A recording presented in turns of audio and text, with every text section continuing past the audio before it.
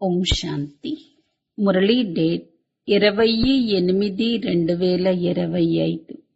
ఈరోజు బాబా చెప్తున్నారు, ఇదే సేవలో నిమగ్నం అవ్వండి. ఏ సేవ? మనం శ్రీమతం పైన నడుస్తూ అందరికీ ముక్తి, జీవన ముక్తి యొక్క దారి చూపించాలి. సూక్ష్మమైన విషయాలు కూడా అర్థం చేసుకోండి. సత్యుగం అమరలోకం. అక్కడ మృత్యువు అన్న మాటే ఉండదు. త్రిమూర్తి బ్రహ్మ కాదు, త్రిమూర్తి శివ. ముగ్గురి ద్వారా దివ్య కర్తవ్యాలు బాబా చేయిస్తున్నారు. లోభాన్ని వదలండి, అనంతమైన రాజ్య సుఖాన్ని పొందండి. స్వయం యొక్క ప్రవృత్తి, దైవీ పరివారం యొక్క ప్రవృత్తి, సేవ యొక్క ప్రవృత్తి, హద్దు ప్రాప్తుల ప్రవృత్తి, వీటన్నిటితో నష్టోమోహులుగా కావాలి. అంటే అన్నిటికీ అతీతంగా కావాలి. అతీతంగా కావాలి అంటే బాబ్ దాదా స్నేహ స్వరూపాన్ని మన ముందుంచుకుంటూ స్మృతి స్వరూపులుగా అవ్వండి. ఎంత మనం స్మృతి స్వరూపులుగా అవుతే అంత నష్టోమోహగా అవుతాము. ప్రవృత్తిలో ఉంటూ నివృత్తిగా ఉండటము అంటే ఏంటి? నేను అన్నదాన్ని సమాప్తం చేయండి. నష్టోమోహగా అవ్వండి. సర్వ ప్రాప్తులకు అధికారిగా అవుతారు. బాబా ప్రేమ పొందాలి అంటే కమల పుష్ప సమానంగా అతీతంగా ఉండాలి. అప్పుడే బాబా ప్రేమని పొందగలుగుతాము. ఈ రోజటి మధుర మహావాక్యాలు. మధురమైన పిల్లలు శ్రీమతంపై నడుస్తూ అందరికీ ముక్తి, జీవన ముక్తులను పొందే దారిని తెలియచెయ్యండి. రోజంతా ఈ సేవలోనే నిమగ్నమై ఉండండి. ప్రశ్న: బాగా అర్థం చేసుకోవలసిన ఏ సూక్ష్మమైన విషయాలను బాబా వినిపించారు? జవాబు: మొదటి పాయింట్, సత్యుగం అమరలోకం. అక్కడ ఆత్మ ఒక వస్త్రాన్ని మార్చి ఇంకొక వస్త్రాన్ని ధరిస్తుందే తప్ప అక్కడ మృత్యువు అనే పేరే ఉండదు. కావుననే దానిని మృత్యులోకము అని పిలవరు. రెండో పాయింట్, శివ్ బాబాకు అనంతమైన రచన ఉంది. కేవలం బ్రాహ్మణులైన మీరు మాత్రమే ఈ సమయంలో బ్రహ్మ రచనగా ఉన్నారు. త్రిమూర్తి శివ అని అంటారే కాని త్రిమూర్తి బ్రహ్మ అని అనరు. ఇవన్నీ చాలా సూక్ష్మమైన విషయాలు. వీటిని బాబా మీకు వినిపించారు. ఇటువంటి విషయాలపై విచార సాగర మంథనం చేసి మీ బుద్ధి కోసం మీరే భోజనం తయారు చేసుకోవాలి. ఓం శాంతి. త్రిమూర్తి శివ భగవాను వాచ. వాళ్ళు త్రిమూర్తి బ్రహ్మ అని అంటారు, కానీ బాబా త్రిమూర్తి శివ భగవాను వాచ అని అంటారు. త్రిమూర్తి బ్రహ్మ భగవాను వాచ అని ఎవరు అనరు కదా. మీరు త్రిమూర్తి శివ భగవాను వాచ అని అనొచ్చు. వారు శివ శంకర అంటూ ఇరువురిని కలిపేస్తారు. ఇక్కడ స్పష్టంగా ఉంది, త్రిమూర్తి బ్రహ్మకు బదులుగా త్రిమూర్తి శివ భగవాను వాచ అని అనాలి. శంకరుడు కన్ను తెరిస్తే వినాశనం జరుగుతుందని మనుషులంటారు. ఇవన్నీ బుద్ధిలో అర్థం చేసుకోవలసినవి. ఈ ముగ్గురికి ముఖ్యమైన పాత్ర ఉంది.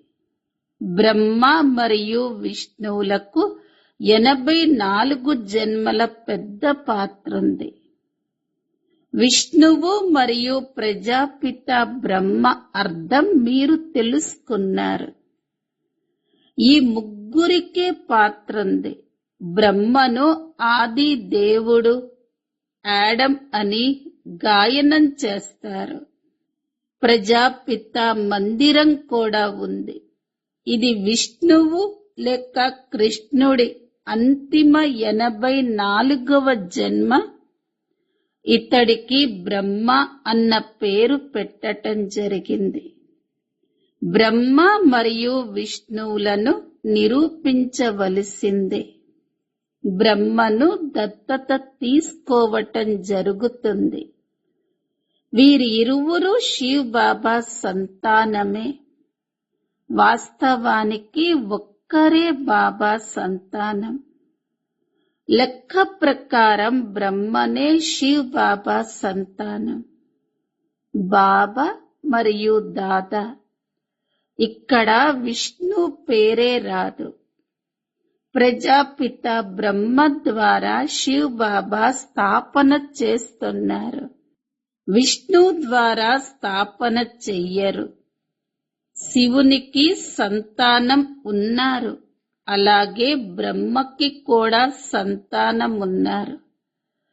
విష్ణువు సంతానము అని అనటానికి వీల్లేదు.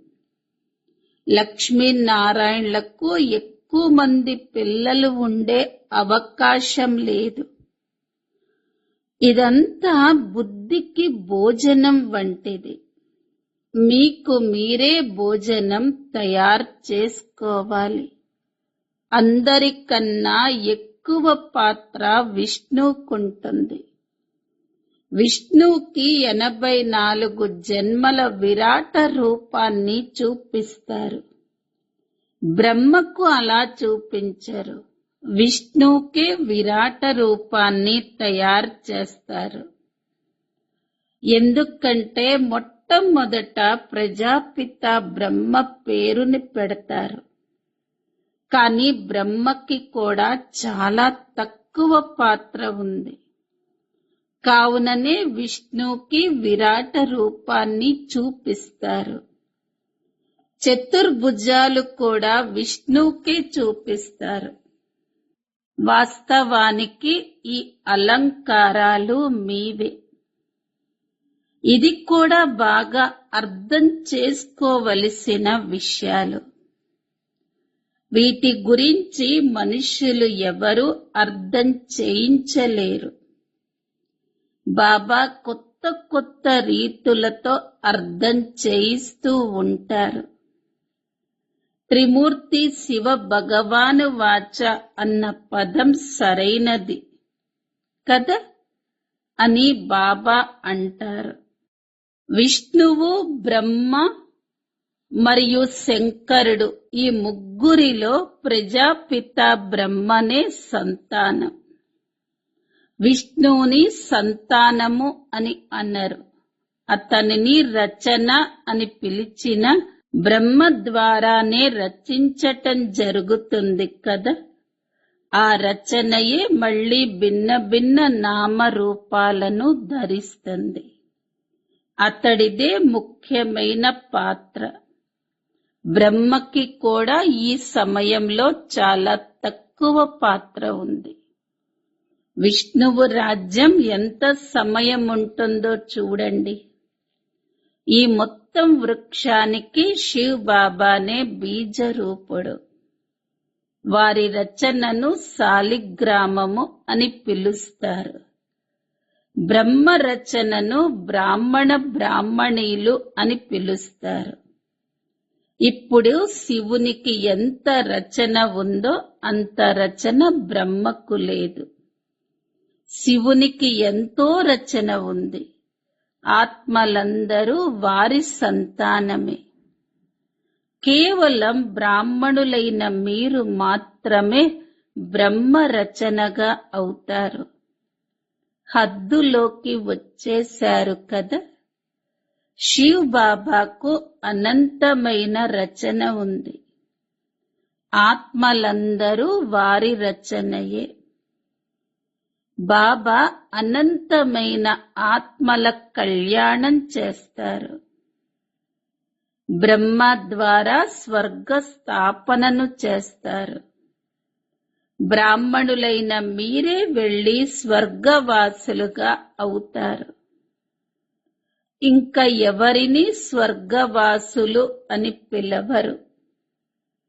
నిర్వాణవాసులు లేక శాంతిధామ వాసులుగా అందరూ అవుతారు.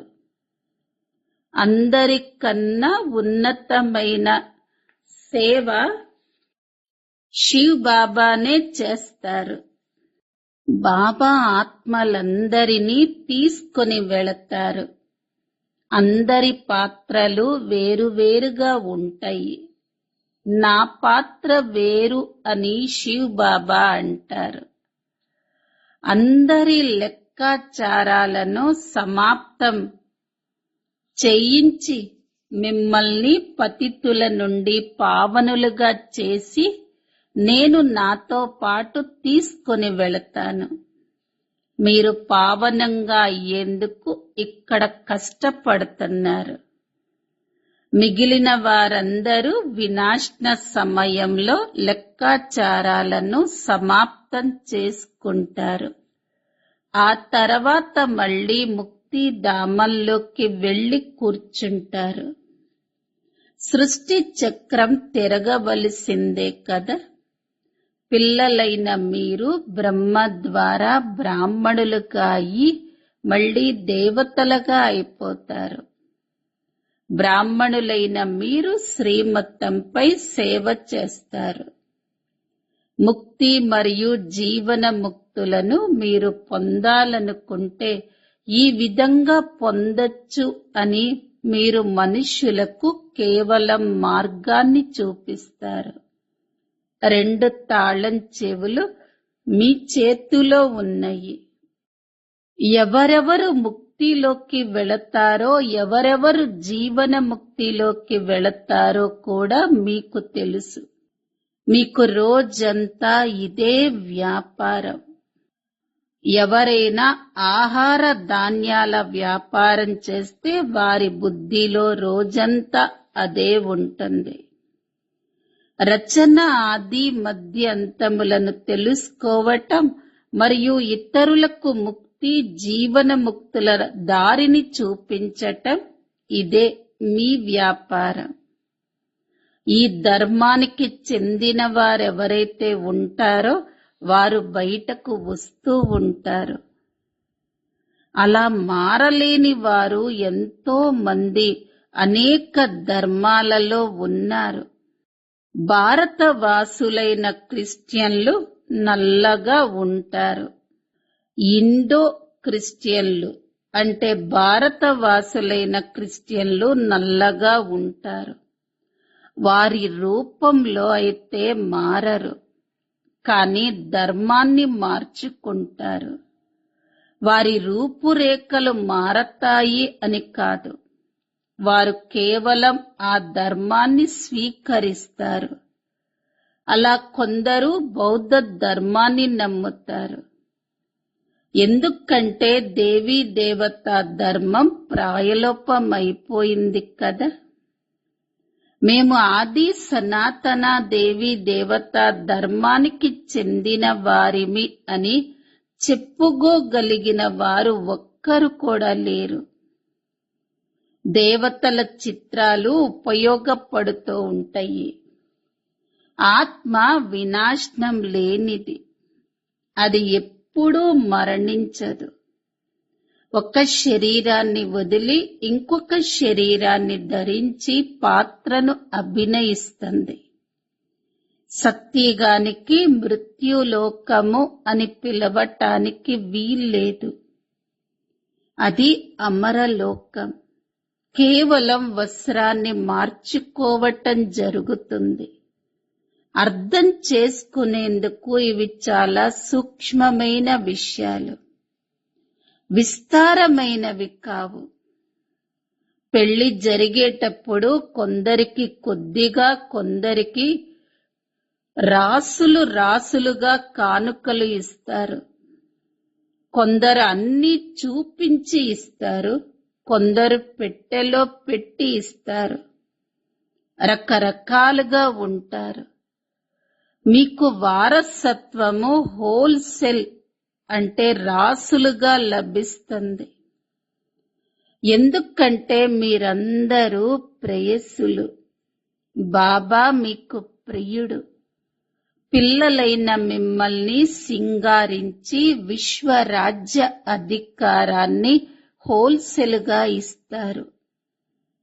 మీరే విశ్వానికి యజమానులుగా అవుతారు. స్మృతినే ముఖ్యమైన విషయం. జ్ఞానం చాలా సహజమైనది. ఇది కేవలం అల్లాను స్మృతి చెయ్యటమే. కానీ ఈ స్మృతే క్షణక్షణం జారిపోతూ ఉంటుంది. అందరూ భావిస్తారు, బాబా మీ స్మృతిని మర్చిపోతున్నాము అని ఎక్కువగా అంటూ ఉంటారు. మీరు ఎవరికైనా అర్థం చేయించేటప్పుడు ఎల్లప్పుడూ స్మృతి అనే పదాన్ని వాడండి. యోగం అనే పదం తప్ప. విద్యార్థికి టీచర్ స్మృతి ఉంటుంది. ఆ పరమాత్ముడే మన తండ్రి. ఆత్మ అయిన మీరు పరమాత్మ కారు. మీరు పతితులు. ఇప్పుడు తండ్రిని స్మృతి చెయ్యండి. టీచర్ని, తండ్రిని మరియు గురువును స్మృతి చెయ్యటం జరుగుతుంది. గురువులు కూర్చొని శాస్త్రాలు వినిపిస్తారు, మంత్రాలను ఇస్తారు. బాబా మంత్రం ఒక్కటే, అది మన్మనాభవ.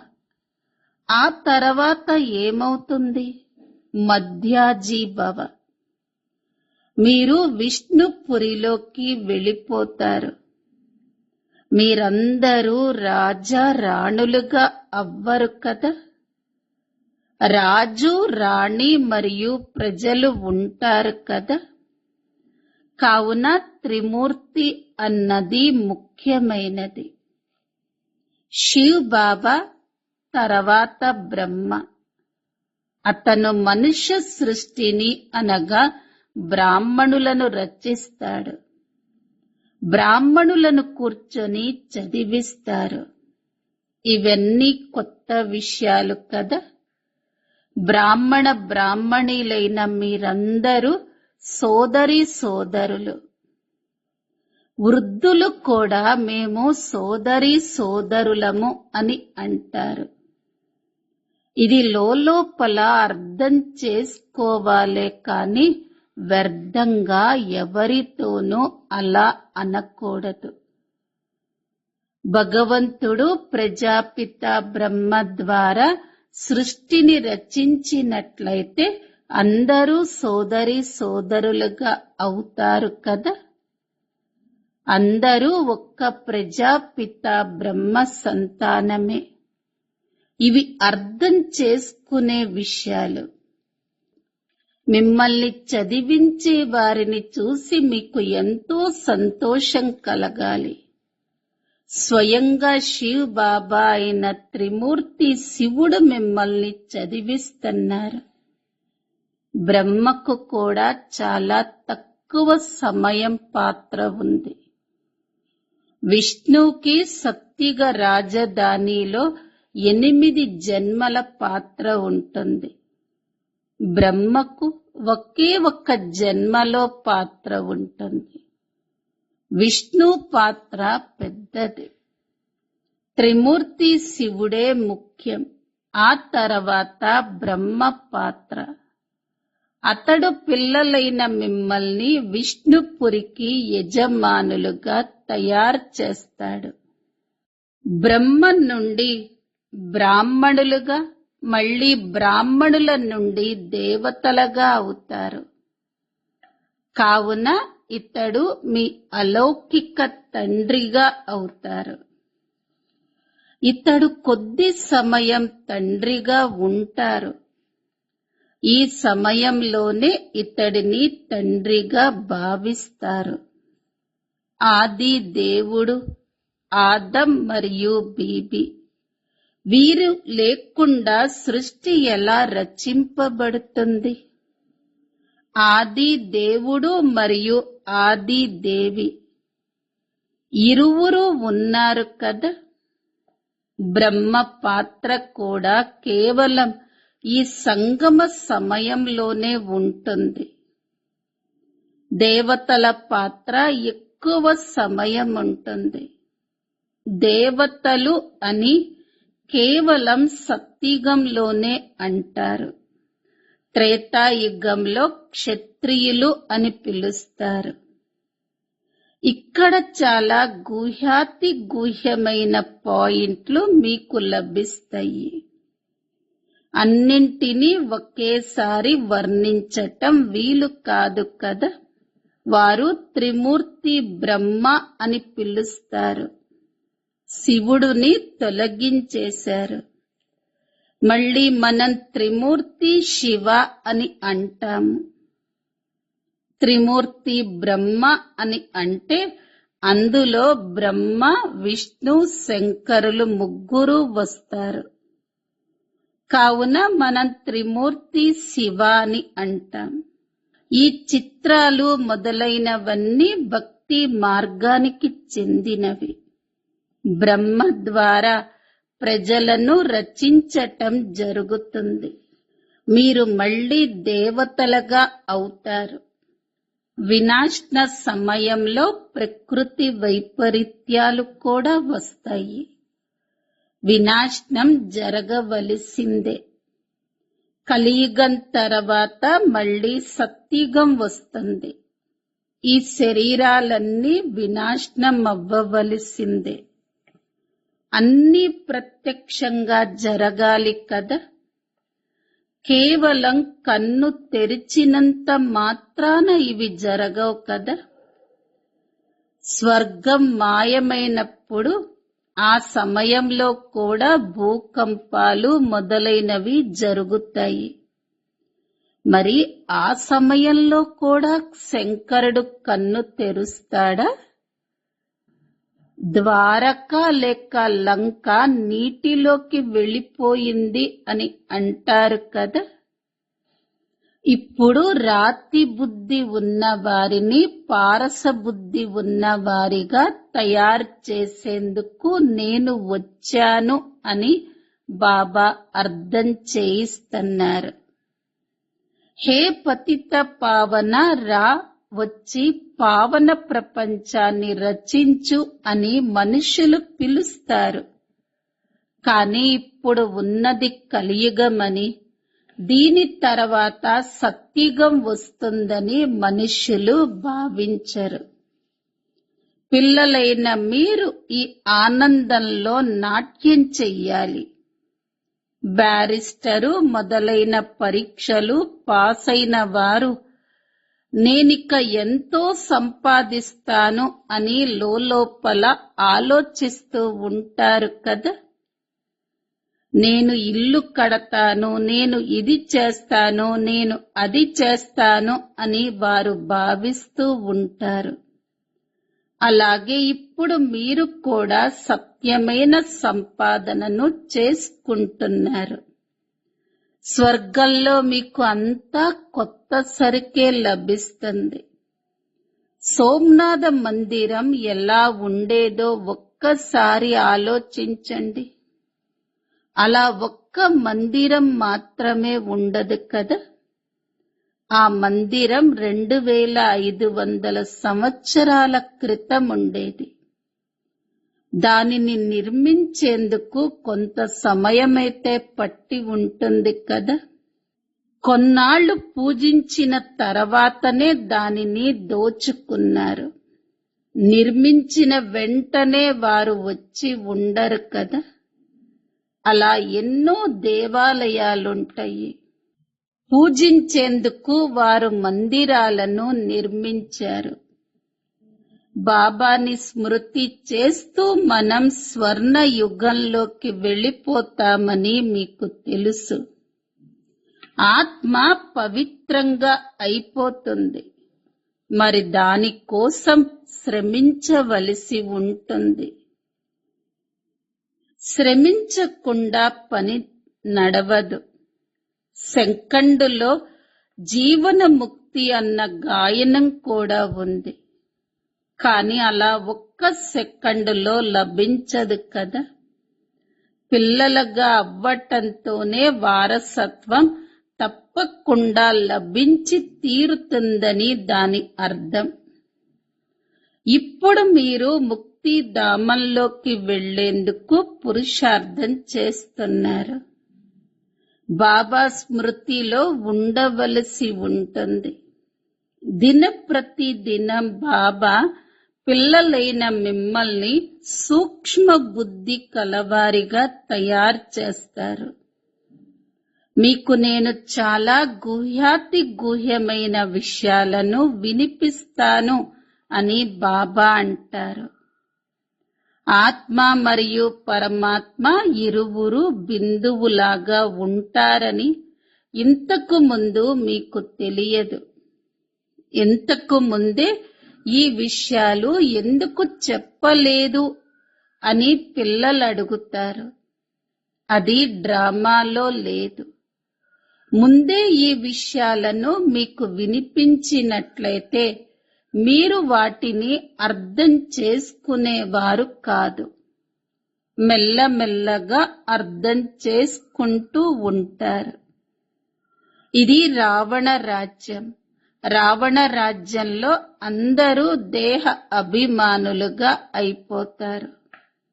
సత్యుగంలో ఆత్మ అభిమానులు ఉంటారు. వారు స్వయాన్ని ఆత్మగా భావిస్తారు. నా శరీరం వయసు పెరిగిపోయింది. ఇప్పుడు దీనిని వదిలి మళ్ళీ చిన్న శరీరాన్ని ధరించాలి అని భావిస్తారు. ఆత్మ శరీరం మొట్టమొదట చిన్నగా ఉంటుంది. ఆ తర్వాత మెల్లమెల్లగా పెద్దదిగా పెరుగుతుంది. ఇక్కడ కొందరికి కొంత ఆయువు, కొందరికి ఇంకొంత ఆయుష్ ఉంటుంది. కొందరు అకాల మృత్యువుని పొందుతారు. కొందరికి 125 సంవత్సరాల ఆయుష్ కూడా ఉంటుంది. బాబా నుండి వారసత్వం తీసుకుంటున్నాము అని మీకు ఎంతో సంతోషం ఉండాలి. గాంధర్వ వివాహం చేసుకోవటం సంతోషకరమైన విషయమేమీ కాదు. అది బలహీనత. నేను పవిత్రంగా ఉంటాను అని కుమారి అంటే తనను ఎవరూ ఏం చెయ్యలేరు. జ్ఞానం తక్కువగా ఉన్న కారణంగానే భయపడతారు. చిన్న కుమారినైనా ఎవరైనా కొడితే రక్తం బయటకు వస్తే పోలీసులకు రిపోర్టు చేసినట్లయితే దానికి కూడా వారిని శిక్షిస్తారు. జంతువులను కొట్టిన వారిపై కూడా కేసులు పెడతారు. వారిని దండిస్తారు. పిల్లలైన మిమ్మల్ని ఎవ్వరూ కొట్టలేరు. కుమారులను కూడా ఎవరూ కొట్టలేరు. వారు తమ సంపాదన వారు చేసుకోగలరు. తమ శరీరం నిర్వహణ చేసుకోగలరు. కడుపెక్కువేమీ తినదు. ఒక్క మనిషి పొట్ట 4-5 రూపాయలతో నిండితే ఒక మనిషి కడుపు 400-500 రూపాయలతో నిండుతుంది. డబ్బులు ఎక్కువగా ఉంటే ఆశ పెరుగుతుంది. పేదవారి వద్ద ధనమే ఉండదు. కాబట్టి వారికి ఆశ కూడా ఉండదు. వారు తమ వద్ద ఉన్న రొట్టెతోనే సంతృప్తి పడతారు. పిల్లలు అన్నపానాదుల గొడవలలోకి ఎక్కువగా వెళ్ళకూడదు. తినాలి అనే అభిరుచి ఉండకూడదు. అక్కడ మనకు ఏమేమి లభిస్తాయో మీకు తెలుసు. అనంతమైన రాజ్యం, అనంతమైన సుఖం మీకు లభిస్తుంది. అక్కడ రోగాలేవీ ఉండవు. ఆరోగ్యం, సంపద, సుఖము అన్నీ ఉంటాయి. అక్కడ వృద్ధాప్యం కూడా చాలా బాగా ఉంటుంది. ఎంతో సంతోషం ఉంటుంది. అక్కడ ఏ విధమైన కష్టం ఉండదు. ప్రజలు కూడా అదే విధంగా ఉంటారు. అలాగని ప్రజలుగా అయినా పర్వాలేదు అని భావించకూడదు. అలా అనుకుంటే ఇక్కడి పేదవారిలా అవుతారు. సూర్యవంశీ లక్ష్మీనారాయణల అవ్వాలనుకుంటే మరి అంత పురుషార్థం కూడా చెయ్యాలి కదా. అచ్చ, మధురాతి మధురమైన ఆత్మిక పిల్లలకు మాతా పిత బాప్ దాదాల ప్రియ స్మృతులు మరియు గుడ్ మార్నింగ్. ఆత్మిక పిల్లలకు ఆత్మిక తండ్రి నమస్తే. ఆత్మిక పిల్లలవి ఆత్మిక తల్లి తండ్రులకు ప్రియ స్మృతులు, గుడ్ మార్నింగ్ మరియు నమస్తే. ధారణ కోసం ముఖ్య సారం. మొదటి పాయింట్, బ్రహ్మకు కొత్త రచన అయిన మనం పరస్పరం సోదరి సోదరులం. లోపల ఈ విధంగా భావించాలి. అంతేకాని ఎవరితోనూ ఇలా అనవలసిన అవసరం లేదు. మమ్మల్ని స్వయంగా శివ్ బాబానే చదివిస్తున్నారు అని ఎల్లప్పుడూ సంతోషంగా ఉండాలి. రెండో పాయింట్, అన్నపానాదుల గొడవలలోకి ఎక్కువగా వెళ్ళకూడదు. లోభాన్ని వదిలి అనంతమైన రాజ్య సుఖాలను గుర్తు చేసుకోవాలి. వరదానం, అనేక రకాల ప్రవృత్తుల నుండి నివృత్తులయ్యే నష్టోమోహ స్మృతి స్వరూప భవ. స్వయం యొక్క ప్రవృత్తి, దైవీ పరివారం యొక్క ప్రవృత్తి, సేవ యొక్క ప్రవృత్తి, హద్దులోని ప్రాప్తుల ప్రవృత్తి మొదలైన వాటి నుండి నష్టోమోహులుగా అనగా అతీతంగా అయ్యేందుకు బాప్ దాదాల స్నేహ రూపాన్ని మీ ముందు ఉంచుకుంటూ స్మృతి స్వరూపులుగా అవ్వండి. స్మృతి స్వరూపులుగా అవ్వటం ద్వారా స్వతహాగా నష్టోమోహులుగా అయిపోతారు. ప్రవృత్తి నుండి నివృత్తులుగా అవ్వటమనగా నేను అన్న దానిని సమాప్తం చేసి నష్టోమోహులుగా అవ్వటం. ఈ విధంగా నష్టోమోహులుగా అయ్యే పిల్లలు బహుకాలపు పురుషార్థం ద్వారా బహుకాలపు ప్రాలబ్ధ ప్రాప్తికి అధికారులుగా అవుతారు. స్లోగన్, కమల పుష్ప సమానంగా అతీతంగా ఉన్నట్లయితే ప్రభు ప్రేమ లభిస్తూ ఉంటుంది. అవ్యక్త ప్రేరణ పాయింట్, సహజ యోగిగా అవ్వాలంటే పరమాత్మ ప్రేమ యొక్క అనుభవజ్ఞులుగా కండి. ఎవరైతే నెంబర్ 1 దీపపు పురుగులో వారికి స్వయానికి ఈ దేహ బాణం, రాత్రింబవళ్ళు ఆకలి దప్పికలు ఉండవు. సుఖ సాధనాలు, విశ్రాంతి, మరే విషయం కూడా ఆధారంగా ఉండదు. వారు అన్ని రకాల దేహ స్మృతుల నుండి దూరమై ఉంటారు. అనగా నిరంతరం దీపం యొక్క ప్రేమలో లవలీనమై ఉంటారు. ఎలా అయితే దీపము జ్యోతి స్వరూపమో, లైట్ మైట్ రూపమో, అలా దీపం సమానంగా స్వయం కూడా లైట్ మైట్ రూపంగా అయిపోతారు. ఓం శాంతి. ఓం శాంతి. ప్రకాష్ మణి దాది గారి విశేషతలు మరియు మధురమైన అమూల్య శిక్షణలు. 20th పాయింట్, ఏకాగ్రత యొక్క అభ్యాసం ద్వారా కర్మాతీత స్థితి యొక్క అనుభవం. అంతిమ రోజుల్లో దాదీజీ శబ్దం నుండి అతీతంగా అయ్యే అభ్యాసాన్ని ఎక్కువగా చేశారు. వారు ఏకాగ్రత యొక్క లోతైన అభ్యాసాన్ని చేశారు. 1 సెకండ్లో అన్ని సంకల్పాలని స్టాప్ చేసి దేహము మరియు దేహ ప్రపంచం నుండి ఉపరాంగ అతీతంగా అయ్యే అభ్యాసం చేశారు. అతీతంగా అయిపోయారు. దాదీజీ అంటూ ఉంటారు, బాబా స్వీట్ హోమ్లో వెళ్లి కూర్చోండి, అప్పుడు జీవితం అతీతంగా ప్రియంగా అనుభవం అవుతుంది. మనందరం రాజఋషులం, జ్ఞాని ఆత్మలం, యోగి ఆత్మలం. మనం ప్రాక్టికల్ గా ఒక ఎగ్జాంపుల్ గా, ఒక రోల్ మోడల్ గా అయిపోవాలి. ఏదైతే జరిగిపోయిందో దానికి ఫుల్ స్టాప్ పెట్టేద్దాము. ఎందుకంటే ఇప్పుడు బాబా దగ్గరికి, ఫరిష్తాల ప్రపంచానికి వెళ్ళాలి. ఆ తర్వాత మూలవతనానికి రావాలి. దాదీజీ ఈ అభ్యాసం చేస్తూ, ఈ ప్రాక్టీస్ చేస్తూ కర్మాతీతంగా అయిపోయారు. అచ్చా, ఓం శాంతి. ఈ రోజు యొక్క హోంవర్క్ నమ్రతా స్వరూప స్థితి.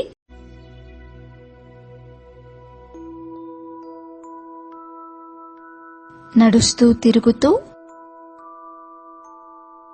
ఇదే స్మృతిలో ఉండాలి. నేనాత్మను, ఈశ్వరీయ సేవాధారిని.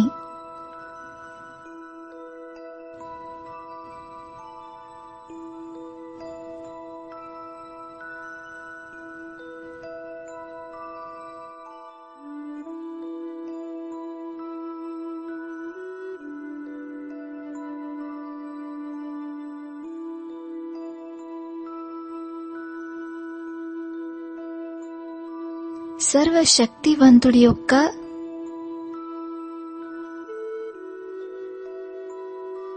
ఛత్రఛాయలో ఉంటూ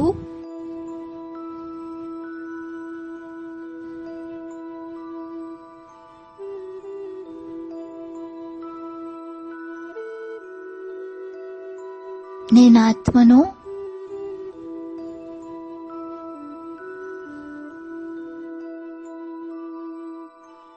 బ్రహ్మ బాబా సమానంగా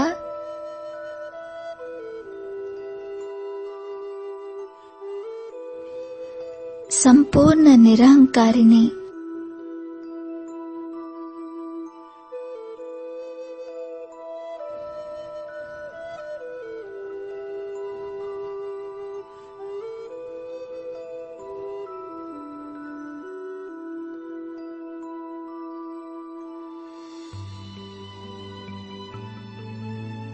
నిమిత్త భావము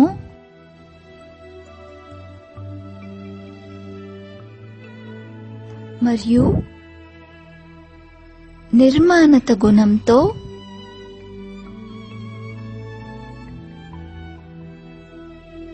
ఈశ్వరీయ సేవాధారిగా అయి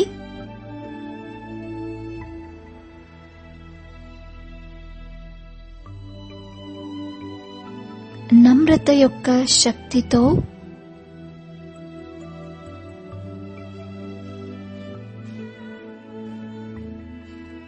సర్వుల ప్రతి స్నేహ భావన,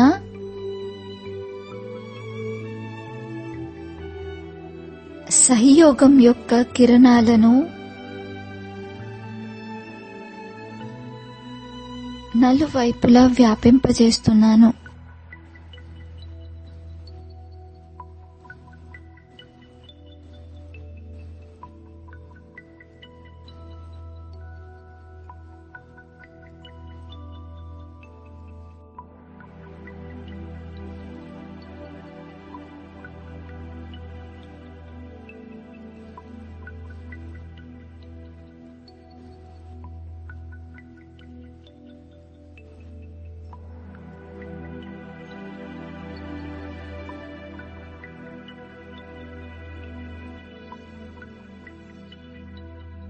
अच्छा, ओम शांति.